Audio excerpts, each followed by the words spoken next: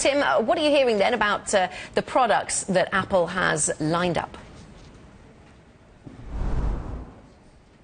Well, good afternoon from Taipei, and yeah, you're right. There is a couple more iPads on the way. We reported in the last 24 hours they've gone into manufacturing.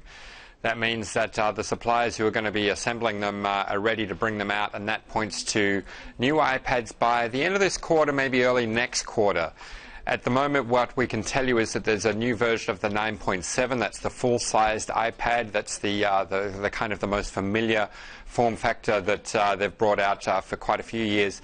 And then there's also a 7.9, the iPad mini, as it's better known, also looking to be out by the end of this year. So that's two new iPads. We've already reported before that the new iPhones are on their way. In fact, September 9 is the date that we're expecting to see new iPhones coming out with larger screen sizes that hopefully for Apple will really kind of nail that market out there that companies like Samsung, Xiaomi, Huawei, Lenovo, and a lot of others have found in the larger screen sizes. A lot of consumers are really enjoying that larger screen size.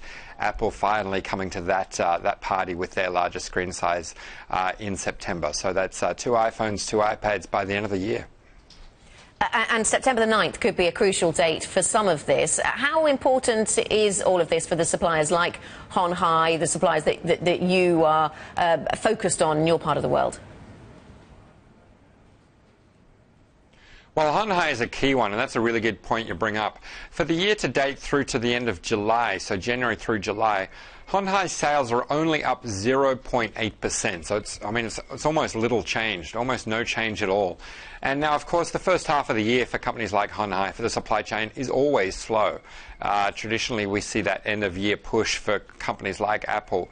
But the very fact that they've got basically no growth in the first half of the year means that they really do need some kind of kick in the second half of the year for them to get any kind of revenue growth for the full year. So they really do need to see some of these new products come online. They need to push them out to the market, and they need to get some growth out of them so that they themselves can get some sales through to the end of the year. And of course, sales hopefully would lead through to profit at the end of the year.